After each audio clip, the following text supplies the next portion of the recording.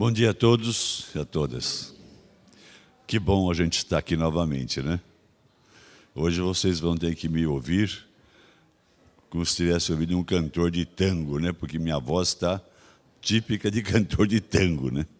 Na verdade, eu tive vindo aí de uma laringite e tal. Tive alguma coisa para fazer o final de semana.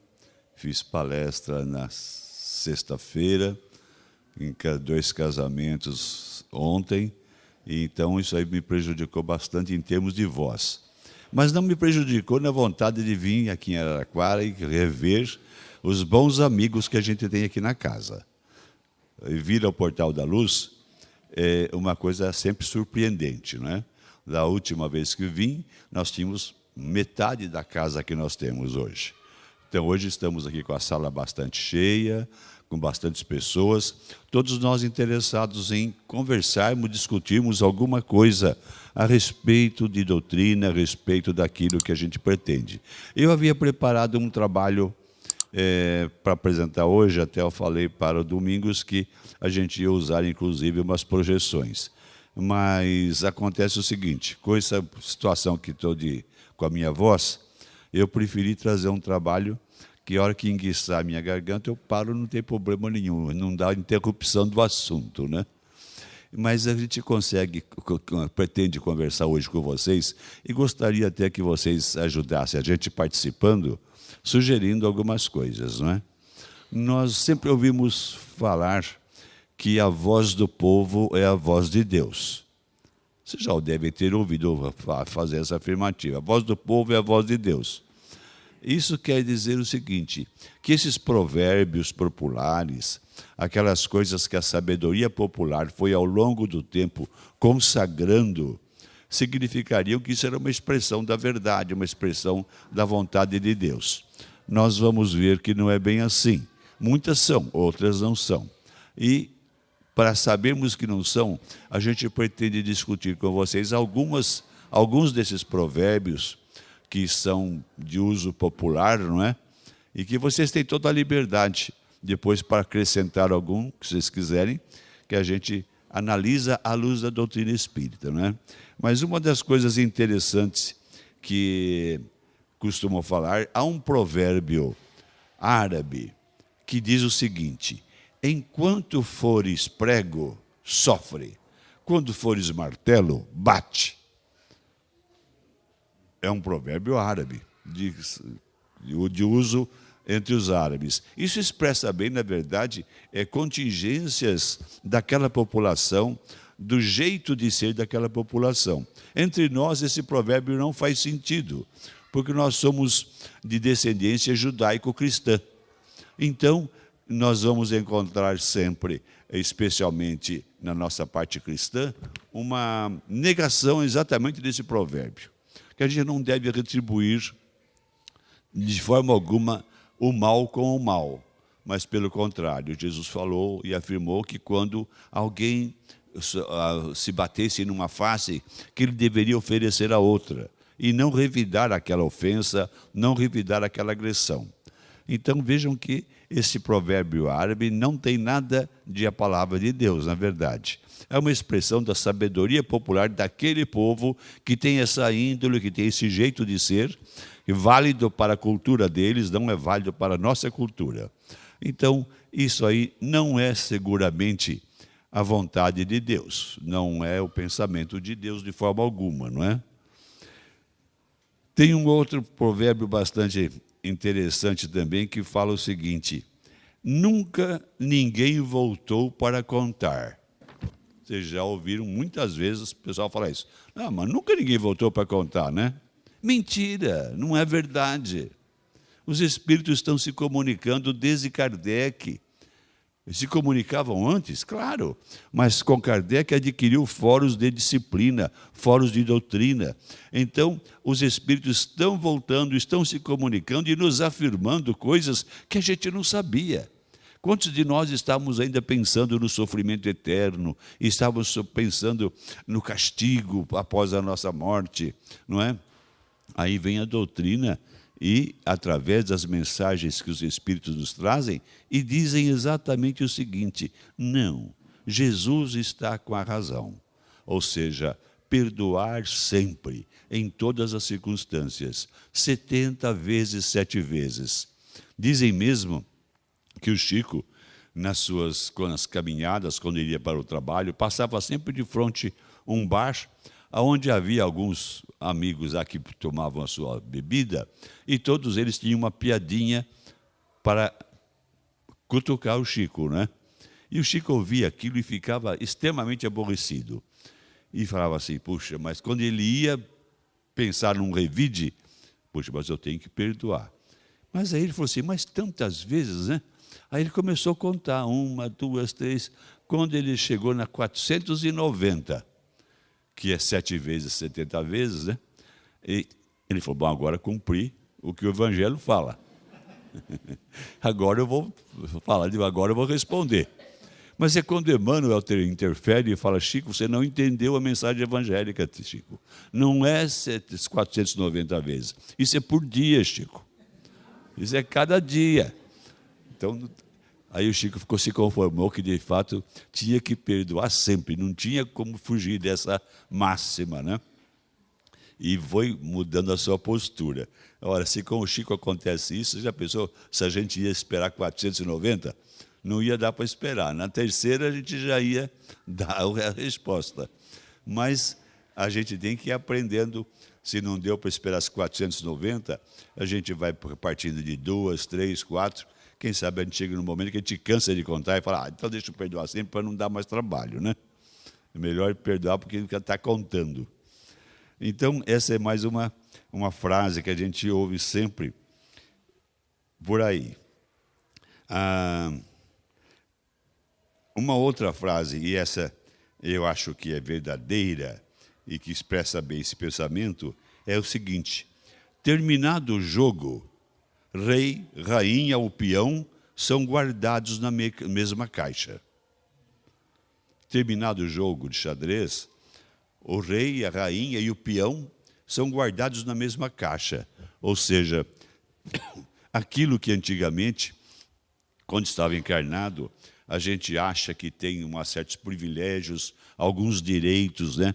Que a gente acha que é muito importante e acha que é melhor que os outros. Isso nós vemos constantemente na sociedade e talvez conosco mesmo tenha acontecido algumas vezes a gente achar, puxa vida, né? O que esse cara pensa que ele é? Será que ele não entende que eu sou fulano de tal, que eu sou doutor, que eu tenho essa patente e tal? Então a gente às vezes cai nessa besteira de pensar desse jeito. Só que quando acaba o jogo, ou seja, quando nós terminamos a nossa vida, nós vamos ser guardados na mesma caixa que os outros. Ou seja, os valores que vão valer depois são iguais para todos. Já não depende se a gente era rei, rainha ou peão. O que vai valer é o que nós fizemos. Quantas vezes perdoamos, quantas vezes nós construímos em benefício de alguém, quantas vezes nós socorremos um irmão que estava em dificuldade, quantas vezes nós, ao recebermos uma ingratidão, alguma coisa, nós engolimos aquele momento de raiva, de insatisfação e abraçamos aquela pessoa e dissemos, deixa isso para lá, isso não vale a pena. Você me desculpe se porventura eu falei alguma coisa que te desagradasse, não leve isso em conta, eu estava bravo, eu estava nervoso, mas eu não sou assim. Você pode contar que eu não sou assim. Então eu quero que a nossa amizade continue, quero que a gente seja bom para o outro, tal. Quer dizer, quando a gente vai entendendo isso e age dessa forma, evidentemente que a gente tem alguma coisa a acrescentar no nosso patrimônio espiritual. Mas porque quando estivermos do lado de lá, não adianta, isso é nas comunicações mediúnicas, que a gente trabalha com um grupo mediúnico, frequentemente há comunicações de espíritos que pensam que têm os mesmos valores que eles tinham quando estavam encarnados. Então, é muito comum, e já assisti diversas vezes, um sacerdote, por exemplo, que exercia o seu sacerdócio em igrejas, tinha uma porção de fiéis, dizer o seguinte, não, eu sei que eu morri, mas eu estou aqui exatamente para reivindicar isso. Onde está o céu que me prometeram? Aonde está aquela situação que eu tinha certeza que eu tinha direito? Aí até a gente conseguir fazer ele entender que depois nós somos guardados na mesma caixa. Vai um tempo, mas a gente acaba conseguindo fazer isso aí, através de uma persuasão, de uma palavra amiga, do conforto, do consolo.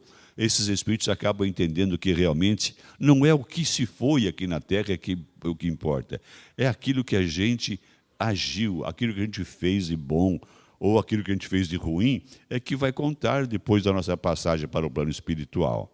Então, essa história de que só se vive uma vez não é verdade. A nossa vida, e aí já cabe um acréscimo também. Às vezes pessoas falam assim, eu não acredito nisso de reencarnação. Esse negócio que a gente vai e volta, quantas vidas a gente teve. O espírita tem essa história de dizer que na outra vida, não sei o que lá. O espiritismo nunca falou isso, gente. Nunca falou que nós temos muitas vidas. Nós temos uma vida só, uma só. É a vida do nosso espírito. A vida do nosso espírito começa na sua criação e vai até o máximo de que conseguimos atingir em perfeição. Então é uma só. Nós temos episódios vividos aqui na Terra, oportunidades de trabalho aqui na Terra ou em outro local, em que nós nos revestimos, às vezes, da matéria, para que o nosso espírito continue o seu progresso, continue o seu aprendizado, continue a sua evolução. Mas a vida é uma só. O espírito que nós somos hoje, não é de hoje. O nosso espírito é aquilo que é a somatória de tudo aquilo que a gente já viveu. Em qualquer outra circunstância, das oportunidades que nós tivemos de reencarnação, tudo isso vai se somando. Não tem essa história de que acabou aqui, começou aqui. Não é isso. A vida é contínua. O espírito é um só. O corpo pode ter um monte, pode ter diversos, mas o espírito é um só. Então, a vida realmente é uma só. Não pense que são muitas vidas, não. Nosso espírito progride, nosso espírito vive sempre, sempre em busca da perfeição. E são múltiplas as oportunidades que nos são oferecidas de nós estarmos aqui na Terra ou em outro mundo qualquer. Para quê? Para continuarmos nossa evolução, para nos acertarmos na nossa contabilidade divina com os nossos erros, com as nossas falhas, com as nossas atitudes impensadas, não é? E a gente, então, vai sabendo que temos que aproveitar esta encarnação o máximo possível. Aproveitar a encarnação não significa gozar a vida, como muitas pessoas, né? Não, você precisa aproveitar a sua vida, porque te faltam tantos anos só de vida, deixa tudo para lá, agora você vai procurar viajar, vai fazer isso, vai fazer aquilo e tal. Nós temos que aproveitar a nossa vida para aprender sempre. Aprender sempre. E nós não deixamos de aprender nunca. Através do aprendizado santificante, da leitura, do esforço próprio, ou através das provas às quais nós somos submetidos, que fazem a gente lembrar que nós somos espíritos que estamos destinados à perfeição. Você se lembra daquela passagem de Jesus que ele falou o seguinte, né? Nenhuma das minhas ovelhas se perderá? Ele tem essa afirmação muito interessante. Nenhuma das minhas ovelhas se perderá. Ele podia muito bem ter dito o seguinte, né? Bom, tem aí uma meia dúzia que não vai ter jeito. Mas ele não falou isso. Ele falou nenhuma. Ou seja, não importa quem você é, quem você foi. Isso aí acontece nas comunicações também, muitos espíritos falarem para a gente o seguinte, não adianta, meu irmão, não adianta você estar querendo me ajudar, me socorrer, porque para mim não tem jeito. Eu fui uma pessoa muito ruim, eu fiz isso, eu fiz aquilo, cometi inúmeros erros. Para mim eu não tenho perdão. Então a gente tem que procurar na doutrinação desses espíritos despertar nele a ideia do auto-perdão. Não adianta você ficar falando, não, porque eu agi mal com o meu filho, com um parente ou com um amigo, eu agi mal. Você agiu mal? Está feito. Agora, está tempo de corrigir. Tem sempre oportunidade de fazer a correção. E a gente não pode perder a oportunidade de fazer essa correção. E como é que a gente faz a correção? Não é necessariamente passando pelo mesmo sofrimento que nós fizemos ao outro. É a gente tentando aliviar a dor de quem quer que seja. Aliviar a dor, ou seja, A gente sendo aquela pessoa amiga, a pessoa que vai chegar, vai abraçar aquele irmão que está em dificuldade e dizer a ele: puxa vida, eu tenho uma maneira de te ajudar. Olha, tem um livro lá em casa que fala muito bem sobre esse assunto.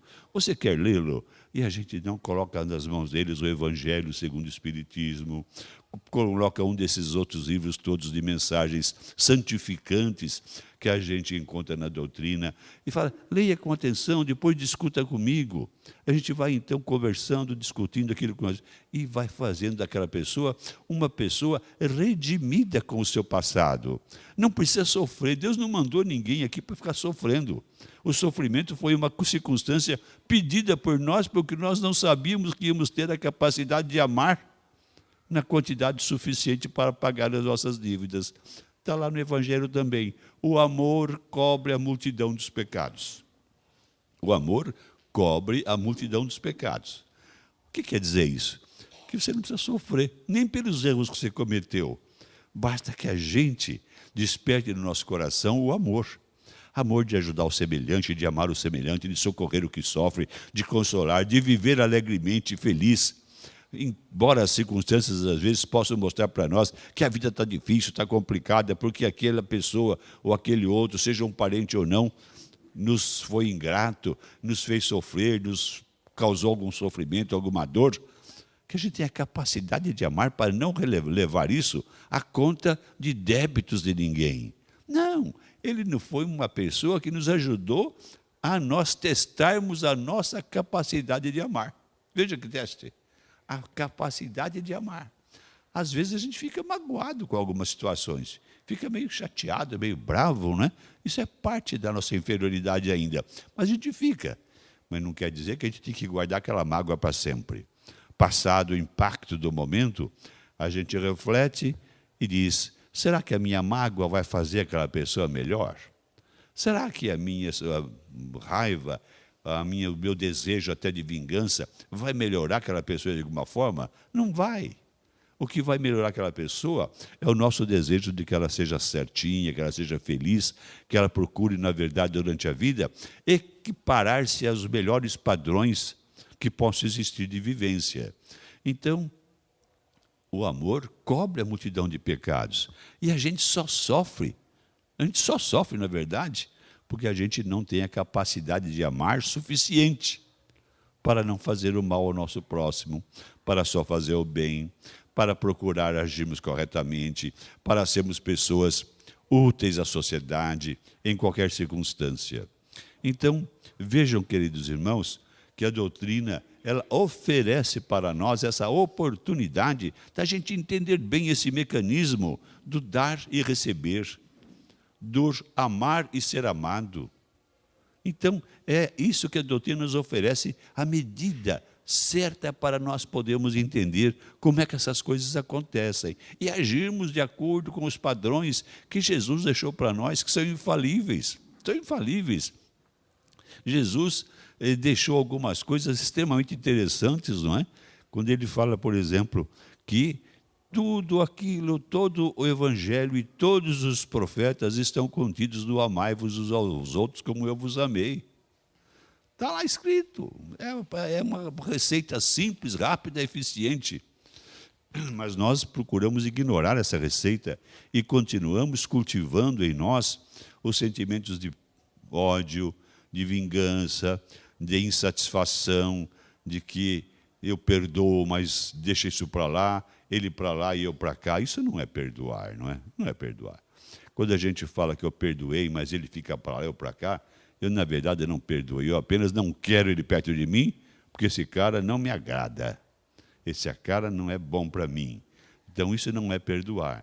Ou então, pior ainda, quando a gente fala assim, eu entrego nas mãos de Deus.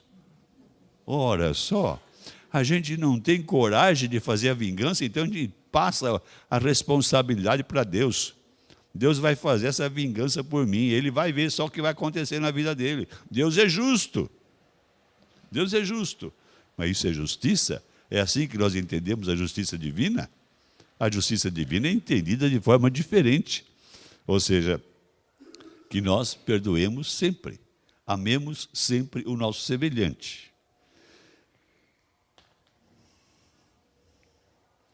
Tem um outro também provérbio que fala o seguinte: quem é bom já nasce feito. Quem é bom já nasce feito. A gente usa muito isso aí, né? Não, isso aí não adianta. Pau que nasce torto, morre torto. Coisas que a gente ouve falar e que são inverdades. Inverdades. Não é quem é bom já nasce feito. Lógico que o Espírito, quando vem e já soma o seu conhecimento, já soma atributos de bondade, de caridade, de amor ao próximo, lógico que para ele ser bom é muito mais fácil do que para nós que ainda lutamos contra a nossa inferioridade. Não tem dúvida nenhuma. No entretanto, isso não significa que nós não possamos mudar o curso do nosso barco durante a vida. Será que nós tomamos a decisão? Às vezes nós tomamos tantas decisões na vida, né? As certas e erradas. Mas por que essa decisão não é aquela? Bom, eu estou agindo mal, daqui para frente eu não vou fazer mais isso. Vou mudar. As pessoas, me parece aquelas pessoas que fumam, né?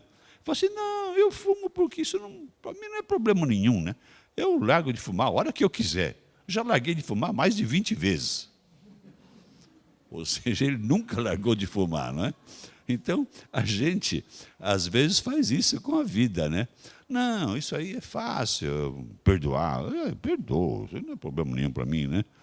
Mas só que eu já perdoei tantas vezes esse cara, né? Ou seja, a gente, na verdade, nunca perdoou, né? Sempre guardou lá dentro aquele resquício, aquela sobrinha, de a hora que chegar a minha vez, ele vai ver. A hora que chegar a minha vez, ele me paga, né? Por enquanto, deixa quieto, mas ele vai ver ainda. Então, isso não é perdoar. Então, a gente tem que colocar no coração que essas coisas nós podemos mudar o barco da nossa vida ao longo da vida, corrigir a rota. Se caso a nossa vida está nos levando para um porto que não é seguro, nós podemos mudar o trajeto e levá-lo para um porto seguro. E o nosso porto seguro, segundo, sem dúvida nenhuma, é Jesus. E para nós entendermos bem o trajeto, não errarmos o caminho, nós temos um outro auxiliar da nossa rota, nós temos um outro auxiliar que nos não deixa enganar, uma bússola certa, que se chama doutrina espírita. Ou seja, quando a gente conhece os dois, a gente vê que parece que os dois se casam perfeitamente. É o casamento perfeito, quando a gente junta o Evangelho de Jesus com a doutrina espírita, porque os dois caminham juntos. Os dois têm a mesma orientação, a mesma ideia e a mesma finalidade. Então, é bastante interessante que a gente procure ler o Evangelho, mas talvez usando a chave que a doutrina espírita nos dá, porque ela nos permite entender muitas coisas que para outras pessoas se torna inteligível aos olhos dessas pessoas, porque não tem a chave certa para te entender. Algumas passagens evangélicas que, tomadas ao pé da letra, a gente fica assim inseguro de saber se isto é verdade, se não é verdade, se pode, se não pode. Mas a doutrina dá o roteiro certo. A gente é só saber combinar os dois, que a gente não terá erro se for de forma alguma.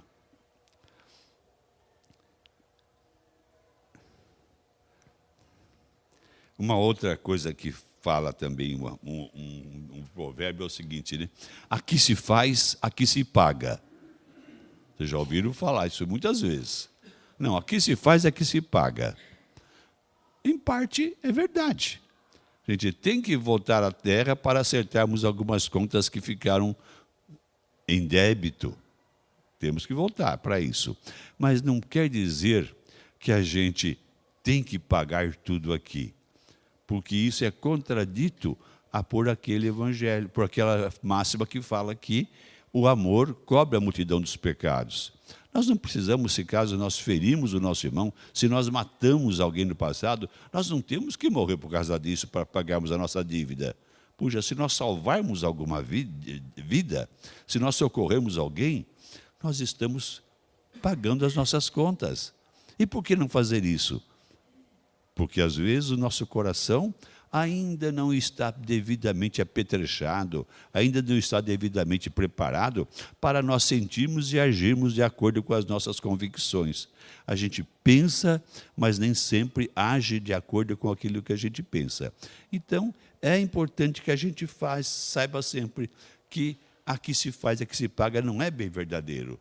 Às vezes nós temos no plano espiritual a oportunidade de análise, de avaliação da nossa vida e vemos quantos erros nós cometemos que não precisavam ser cometidos. E quando nós reencarnamos da maneira que possa nos possibilitar acertarmos o nosso proceder.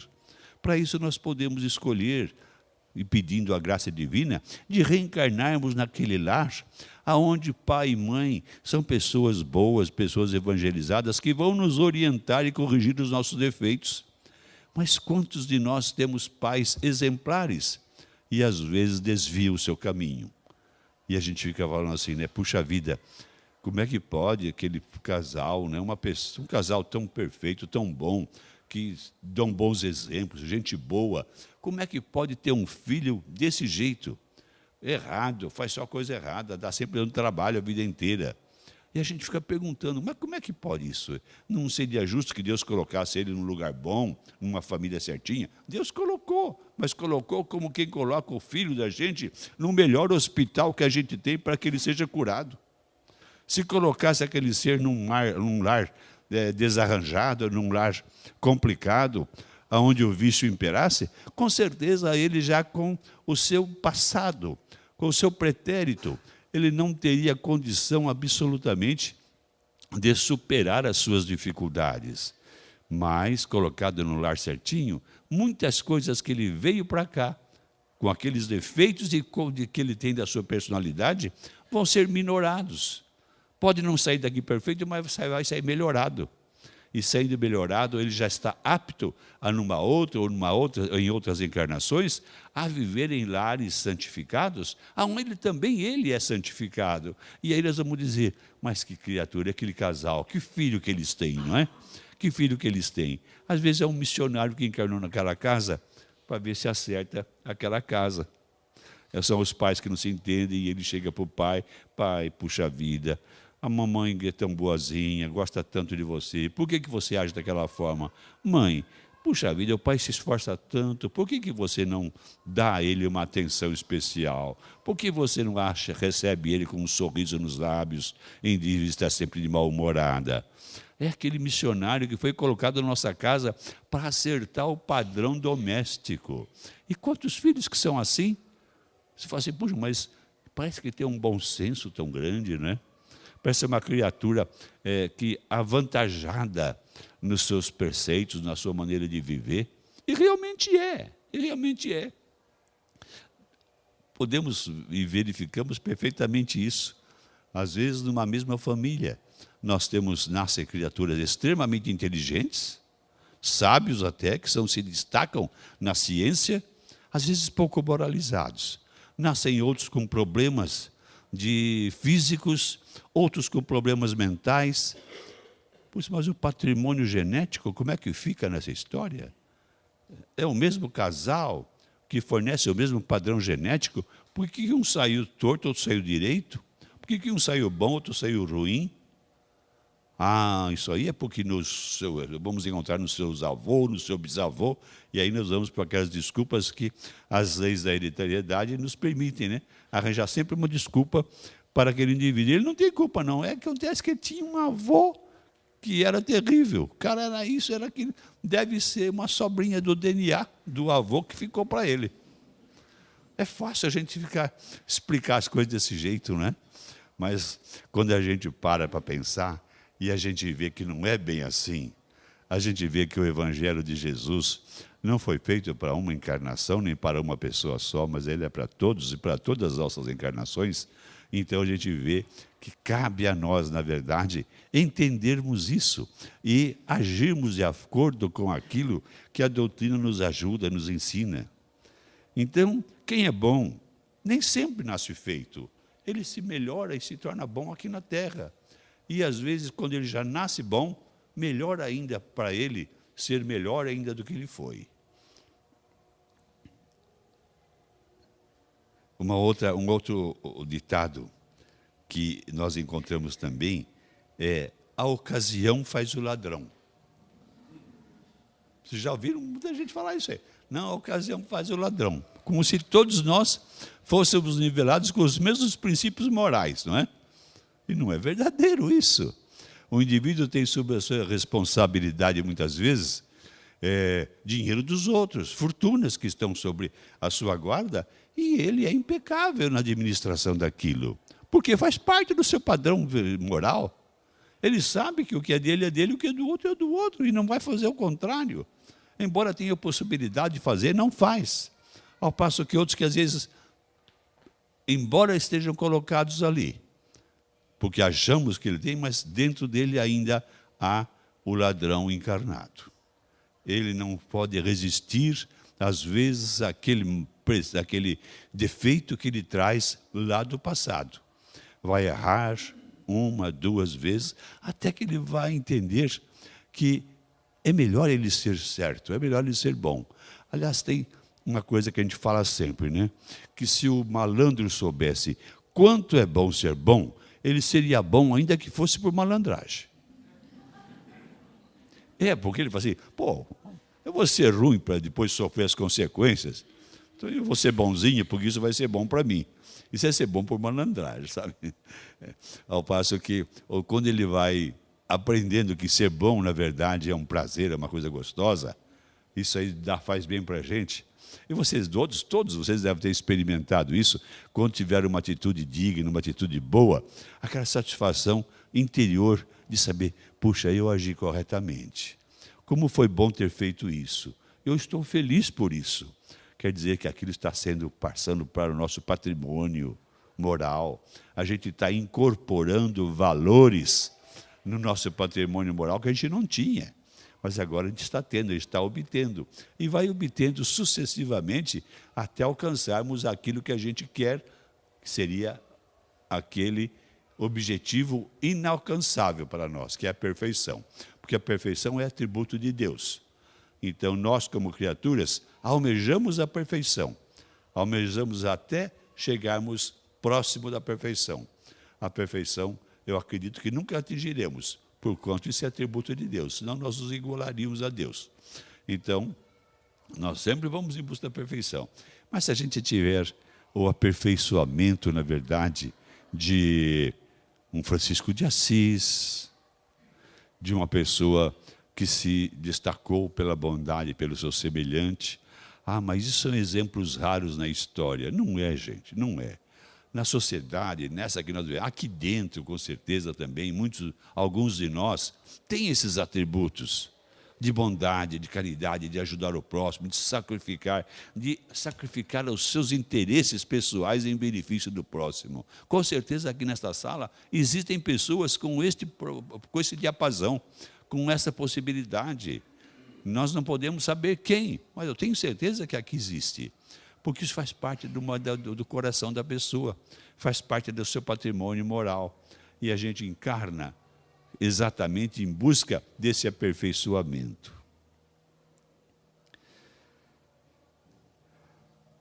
Há um outro ditado que fala o seguinte: há males que vêm para o bem. Vocês já ouviram também falar bastante isso aí. Há males que vêm para o bem. Isso é uma grande verdade. É uma grande verdade.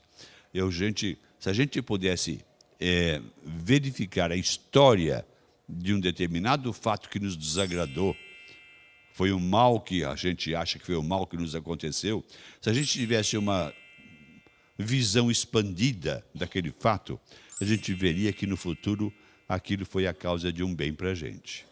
Foi a motivação de nós reformularmos comportamentos, foi a maneira que nós encontramos de termos corrigido. Nossa, mas a pessoa teve aquele acidente, ficou desse jeito, ficou daquele outro jeito, né? Que coisa ruim que aconteceu para ele. Às vezes foi um bem. Bem que às vezes nós pedimos antes de reencarnar. Vocês conhecem a história, segundo André Luiz, daquela moça que estava para reencarnar. Ela tinha sido uma moça extremamente bela na última encarnação.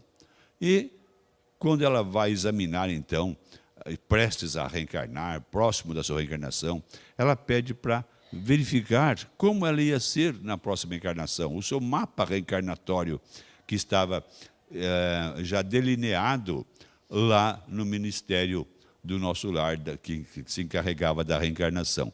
E ela, ao observar aquilo, ela falou assim, meu Deus, eu não quero isso. Aqui eu estou vendo que eu vou ser uma pessoa deslumbrantemente bela. Mas eu não quero isso para mim, porque já na outra encarnação eu perdi minha encarnação por causa da minha beleza. Justamente isso foi o que me comprometeu. Eu não pude suportar a pressão que a sociedade, que os homens faziam sobre mim, por causa da minha beleza física. Então eu não quero isso para mim. Dá um jeito de modificar isso aí. Então ela reencarna, trazendo uma das pernas com defeito, atrofiada. Ou seja, ela ao andar tinha que jogar uma perna para mover o passo, porque aquela perna tinha um defeito. Nasceu daquele jeito. A família ficou desolada, com certeza, não é? Meu Deus do céu, olha que coitadinha, né? Pobrezinha, por que nasceu desse jeito?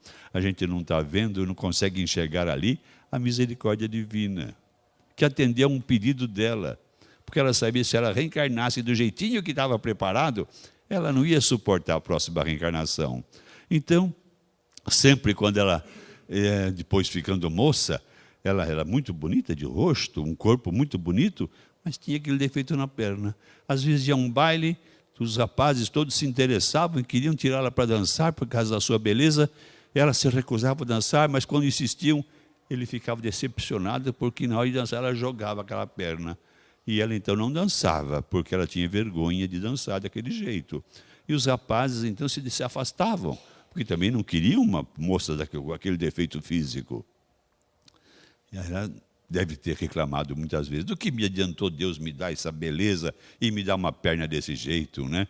Se Deus fosse bonzinho, fosse realmente como Ele é, Ele tinha me dado a perfeição. Por que me fez desse jeito? Deus não é justo, Deus não é bom. Quantos que vocês já devem ter ouvido reclamar da sua vida, dos seus problemas, dos seus defeitos, quer físicos, quer de outra natureza, não é?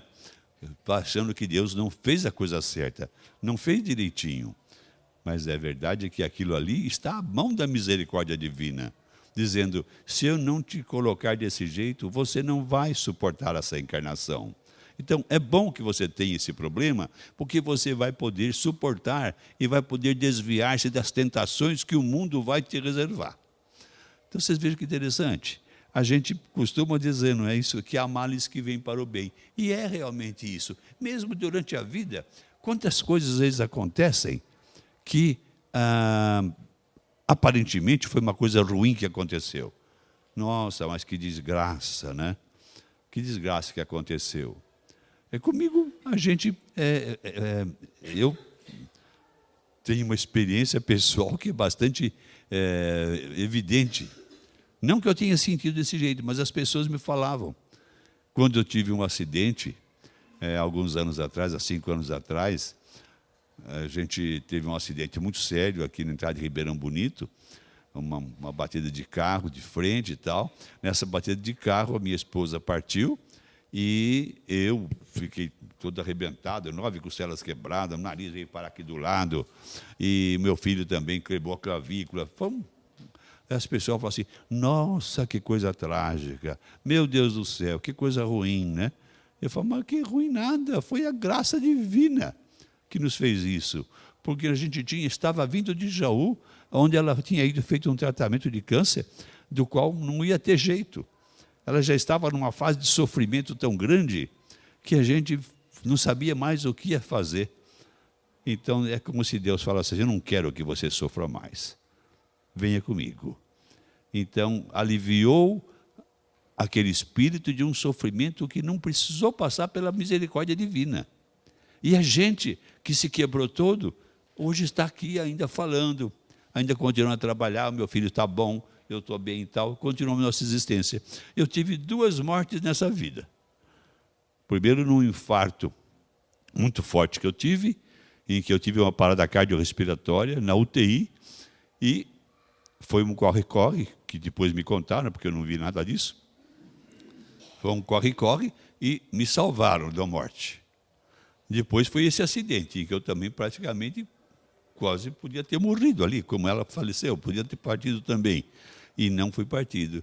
E eu pensando bem na minha recuperação, quando estava em fase de recuperação, eu ficava pensando, por que será que Deus me poupou? Por que será que eu não morri? Não era muito mais fácil já ter encerrado aquilo ali naquela hora, né? Estava tudo resolvido, né? Mas não, ele me preservou.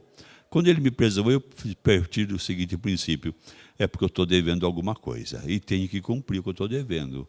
Então eu me renovei cada vez mais na vontade de trabalhar na doutrina, na vontade de fazer esse trabalho que eu tenho feito, graças a Deus, bastante.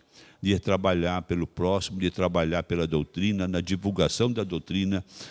Enfim, tudo isso que eu tenho dedicado à minha vida atualmente, eu parto desse princípio. Ele não me deixou aqui por acaso. Ele não me deu essa oportunidade para que eu gozasse a vida.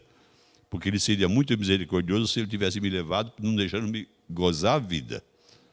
Porque isso aí talvez fosse uma perdição para mim, uma coisa ruim, não é? Então, ele me deu essa oportunidade e eu me sinto responsável por essa bondade divina de continuar nesse trabalho. A gente tem que sempre ver isso. Então, quando a pessoa fala assim, nossa, mas que coisa trágica, que tragédia, que infelicidade. O que é isso? Não foi tragédia nada, não foi infelicidade nada. Foi a misericórdia divina que fez isso. E partiu e encerrou aquele sofrimento do qual ela não teria mais jeito de escapar. Ela ia passar cada vez mais e pior.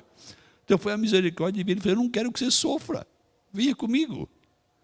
Então a gente tem que ser de graças a Deus. Ser grato a Deus por tudo aquilo que nos é oferecido durante a vida. De bom e de ruim. Aparentemente nós achamos de ruim. Porque tudo contribui para a nossa melhoria. A misericórdia de Deus é infinita. Ela não padece de limites, não tem fronteiras, é sempre constante. Nós é que temos os olhos vesgos, os olhos obtusos, somos míopes, incapazes de perceber essa bondade divina em todas as coisas. Se vocês analisarem bem, observarem bem, verão sempre na vida de vocês, seja qual for a circunstância, vocês acharão um ângulo em que vocês encontrarão a misericórdia divina, como eu encontrei.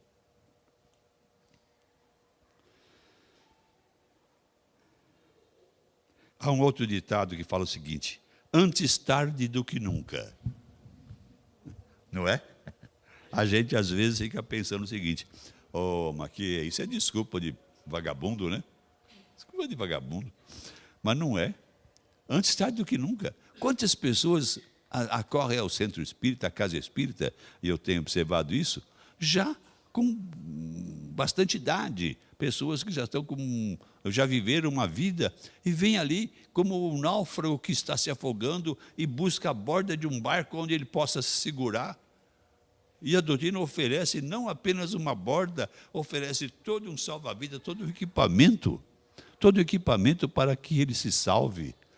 Então, quando ele chega, ele vai receber as orientações de como ele deve proceder, perdoar-se pelos erros que praticou e saber que não adianta ficar lastimando os erros que passaram, mas adianta, sim, trabalhar no bem daqui para frente. E é nesse trabalho, nessa orientação que a doutrina oferece, é que nós vemos que nunca é tarde realmente. Algumas pessoas partem do princípio de que, não, agora eu estou aposentado, agora eu quero fazer aquilo que eu nunca pude fazer na vida. Quero viajar, quero fazer... Não que isso não possa ser feito, pode ser feito. No entretanto, esse não é o principal. O principal é que agora nós temos tempo para nos dedicarmos ao próximo, nos dedicarmos à doutrina. É bastante interessante a história do Simonetti, quando ele fala atravessando a rua, né? Ele conta a história, para aqueles que não conhecem a história, de uma pessoa que morava de frente do lado de um centro espírita. E ele, toda tarde, depois que vinha do trabalho, tomava o seu banho, o seu jantar, tal, ia para a sua área de lazer que ele tinha, e ele ficava observando a rua, para se divertir.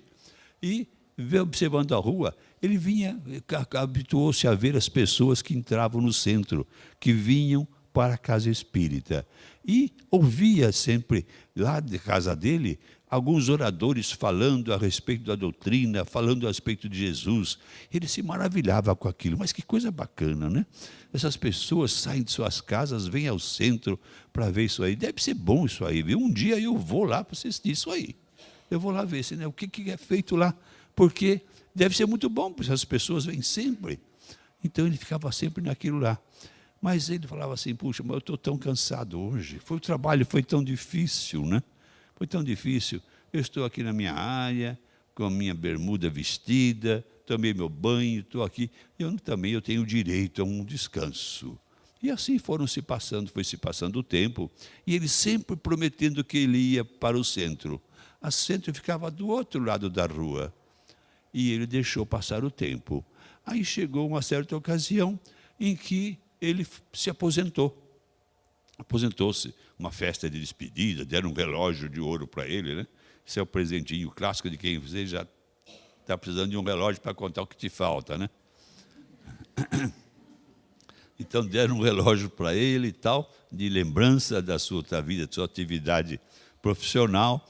E lá foi para ele para casa, cheio de alegria, assim, puxa vida, agora sim, né? Agora eu tenho tempo. Porque ele sempre havia dito, quando eu me aposentar, eu vou mudar a minha vida. Aí eu vou lá no centro. Ele aposentou-se.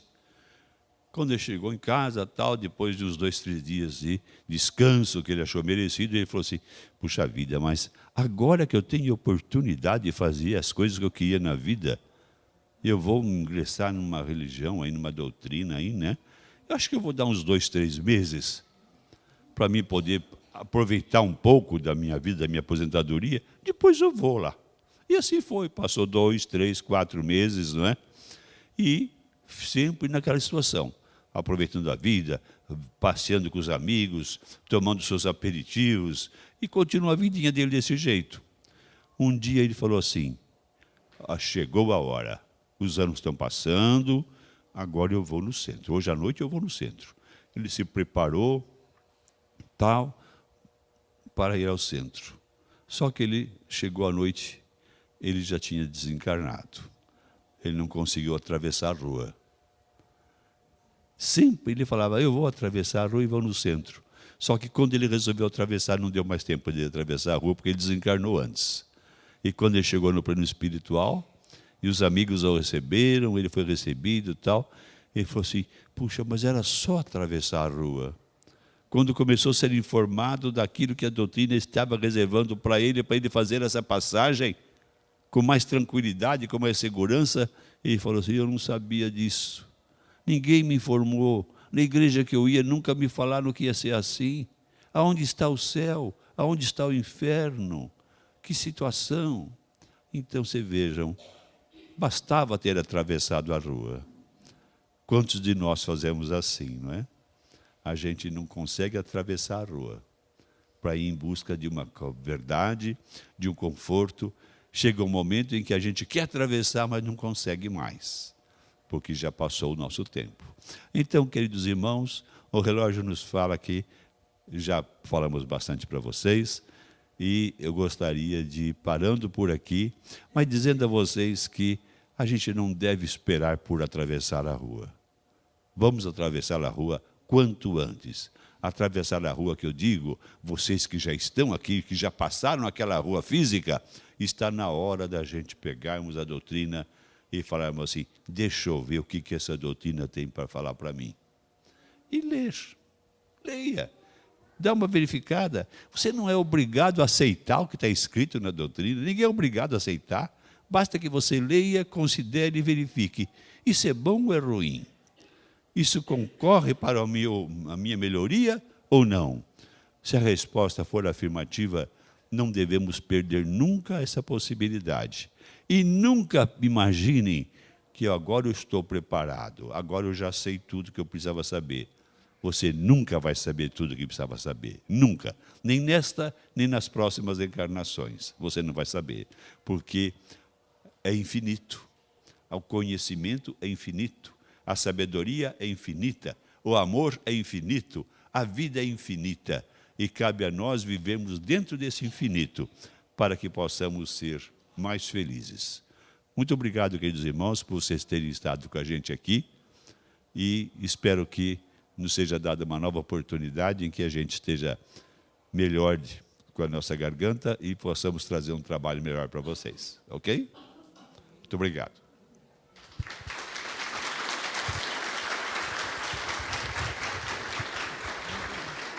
Muito obrigada. Obrigado. E eu vou falar outro provérbio. Posso? Claro que pode. Tudo que é bom dura pouco.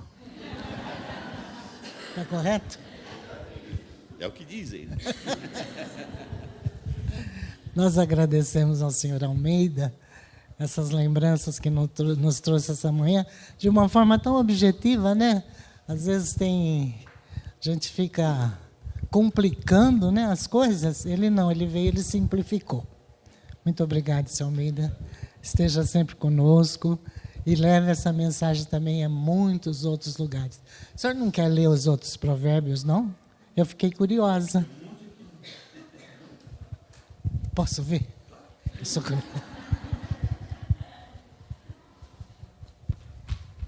Foi esse aqui, ó. O que os olhos não veem, o coração não sente. Não foi? Diga-me com quem andas e eu te direi quem és. Olha. Deixa eu ver aqui. A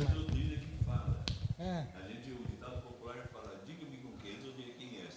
A doutrina fala o contrário, diga-me quem és, que eu saberei com quem andas.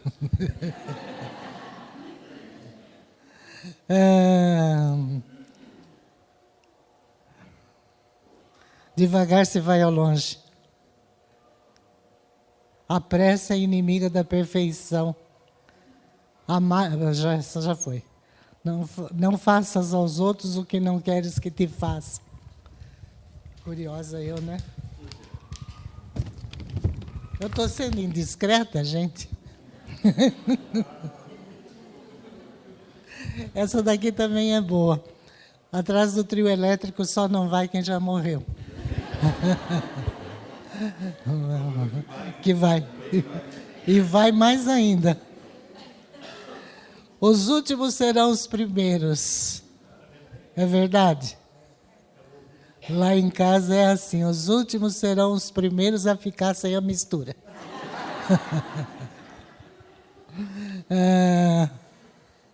A vingança é um prato que se come frio.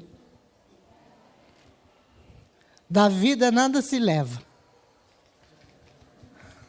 Depende.